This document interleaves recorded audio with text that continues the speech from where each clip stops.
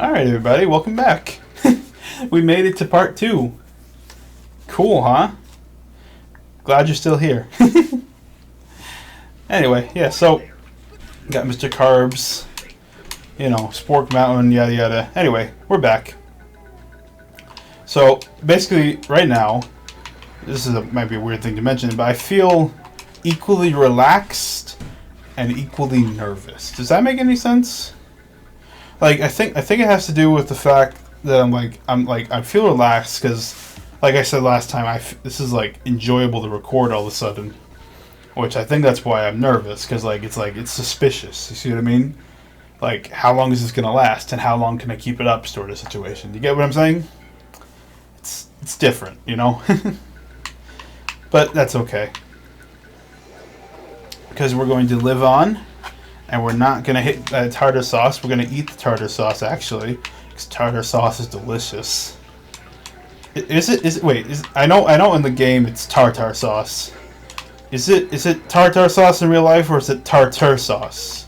You know what I'm saying? Is it TAR, or is it TARTER? I never really thought about that. It's one of those things, like I mentioned, how I grew up playing this game, so it's always just been tartar sauce. And I never really questioned it, because it doesn't come up that often, surprisingly enough, the food, tartar sauce, because, not a lot of people around me would eat fish anyway, so, It's Puff Mama. I felt so confident saying that just now, Puff Mama. And then I said it and realized it sounds so ridiculous. Oh well. Let's keep going. Oh yeah, I'm supposed to... Yeah, so something I noticed in one of the trailers, I noticed that they actually put a Duplicatotron on the other side of the... in the middle of the two fountains. Because in the original, it's just there's Duplicatrons in the big fountains over there. And the idea is they're just spawning them, and then in the remake they actually put the physical objects so you can see it, which I thought was interesting. So I don't know if they changed it. Do you still have to break these fountains? I assume you do, since they want to be so faithful, like they keep saying. Which like I mentioned last time, I'm not sure if that's the best approach, but it's exciting to see the game all pretty now. I am very excited for Rehydrated, don't get me wrong. It's just interesting to think about, was it the best approach just to, make it, make it again? I get that's the whole point of a remake, you make it again. But I feel they could have changed up some stuff. Maybe they did change up some stuff. Like they mentioned, I remember they mentioned, with the speedrunning stuff. Wait, hold on, hold that thought.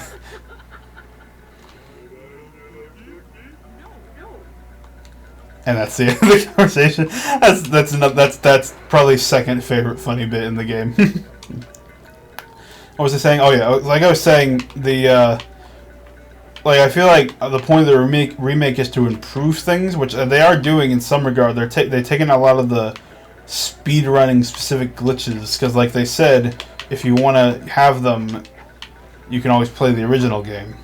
They're not going to purposely add a glitch in. You know what I'm saying? Which of course makes sense. But then if they're willing to bend that way, I'm just surprised they aren't changing more of the game. Because you think they would, it's a remake, second try sort of situation. But, oh well. At least it's not like the Bowser's Inside Story remake where it's literally the same thing, because the game was already perfect. But, this game's pretty perfect too. Although that's of course filled with bias. But then that gets that goes to show the things that I felt were wrong with it, they could be improved. But oh well. So fun fact, it hurts me physically to move on this control stick, to any control stick actually, to gently tilt it enough to do this tiptoe. It physically hurts. I don't understand why. Other people seem to do so well that they just gently nudge it, but for me it's it's all or nothing. And because I can't do it like that, I don't know, it feels uncomfortable. Does anyone else have that problem? Or is that just a me thing? It's the same reason I I come from New York originally, so I didn't have my chance to get my driver's license anyway until a year ago. But even then, I didn't need it because of the whole subway system and bus system. But like that's the reason I'm kind of scared about learning how to drive, because I'm not good with like sensitive, delicate things, especially when I'm controlling something. And the few times that I've tried, I've either floored the brakes or I've barely pressed the brakes. I have no idea how to get it in between. And I guess that's just something I gotta work on though. Because especially where I am now, I can't exactly not drive. It's just a more open town, and it's really like everything's spread out, and it's not like there's a reliable bus system I can use anyway. So gonna have to learn eventually, sometime soon, in fact. So maybe I should practice. I should practice using this game, or not. Well, maybe not just this game, but like games in general. Instead of trying to floor it, I could try gently hitting the thing and getting used to it. But then, like as you can see here, it's slower. Which I guess is the point. I don't know. I'm weird, but that's okay. People love weird, I think. Sometimes. Usually. Yeah, I mean, I think people like it when it's their brand of weird. You know what I mean? Like, because people will tell you, oh, I like weird things too. But then it has to fit with their brand of weird, if that makes any sense. Like, because think about it, like, I'm not going to give an example, but because I don't want to seem like a weirdo here, but you get what I'm trying to say, right?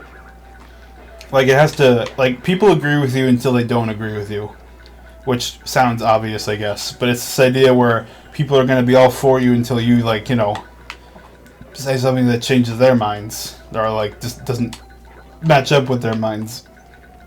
So, we'll see how that goes, though. It's not that important right now, I guess.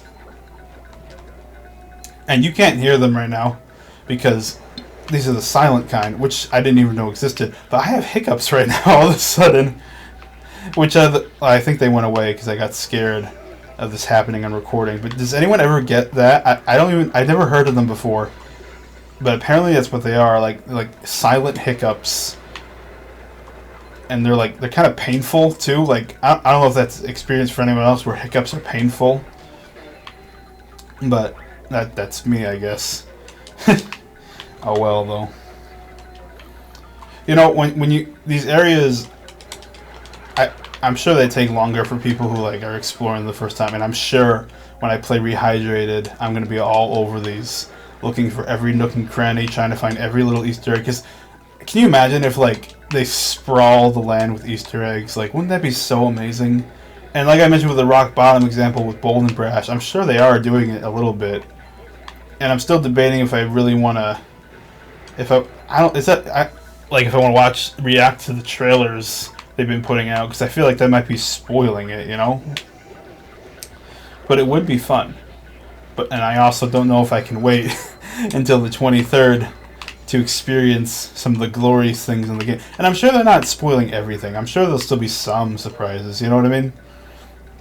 Because the trailers seem to show off the areas pretty detailedly. Is that a word? Detail? Anyway. but I'm sure, I don't think they show every nook and cranny. I'm pretty sure they don't. Maybe I'll do one. Maybe I'll do one reaction.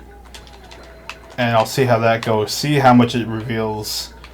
And we'll go from there, right? I could do the Jellyfish Fields one, because, we've seen that to death anyway. In trailers beforehand. That was the only thing they would show for a while, in fact. But, yeah.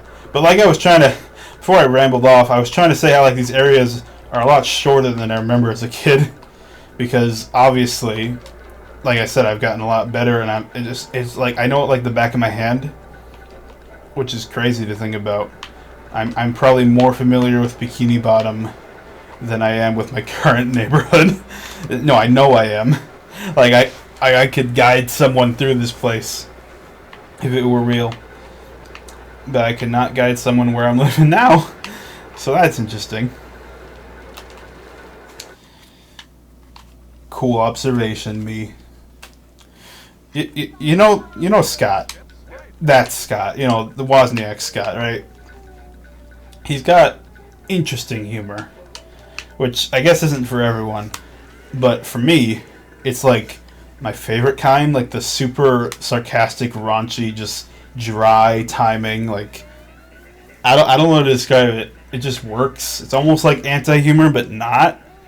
If you know what I mean. I don't know. Maybe you don't know what I mean. I don't even. Oh yeah. Okay. I was gonna say like, why did I even bring up Scott? It's because I made like the reference joke, like cool, great, good observation, me. That's like a line he would say in some video. I wonder how much of like Scott and YouTubers in general. I wonder how much they actually like know of their videos, like, because they make it, and obviously they're not watching it all the time, like fans are, right? Like, because fans will rewatch stuff over and over, especially their favorites. I should know, I am one. And then you'll bring up really obscure reference, and they don't always get it because, like, it's super obscure. Why would they? So, yeah, that's the end of the story, I guess. That wasn't a story. That was more of a thinking prospect. Like, it didn't go anywhere though. This is I do this a lot. It's like that style of humor, right? Where like you say things aren't funny to try and get people to laugh. Except then, if you keep doing it, people will catch on that just what you're saying isn't funny. So it you can't overuse it. And I have a problem with that. I think I overuse that joke too much. But that might have to do with self-esteem issues too. But it's funny sometimes. I mean, when I'm with friends, I get a laugh usually. So I mean, maybe I use it sparingly enough with like friends. I just have to learn to use it more sparingly on videos, because otherwise it will get too repetitive. And obviously, that I don't need to say that, which I'm by saying that I'm once again doing the joke that I just said I shouldn't do. Interesting tactic. And with that, we're actually already approaching the end of this area, which, according to the schedule, is as far as we shall go. Meaning, because I figured there's a boss fight here. I thought it would take longer, which I guess is why I scheduled it like that. And I'm not stalling, you're stalling.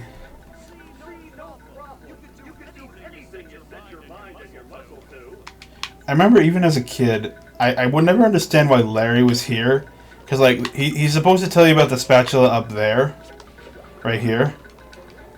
And the idea is like, but, like, you see it. And it's not that hard at all to jump to it. Like, the sock in the first slide was a lot harder to jump to. So I never really heard his dialogue about how, like, you gotta make the jump. And I was just always so confused. Why on earth is he here? What purpose does he even serve, Oh, well. Well, Squidward's having a massage from SpongeBob or something. That's the PG version. You can thank me later for putting that image in your head.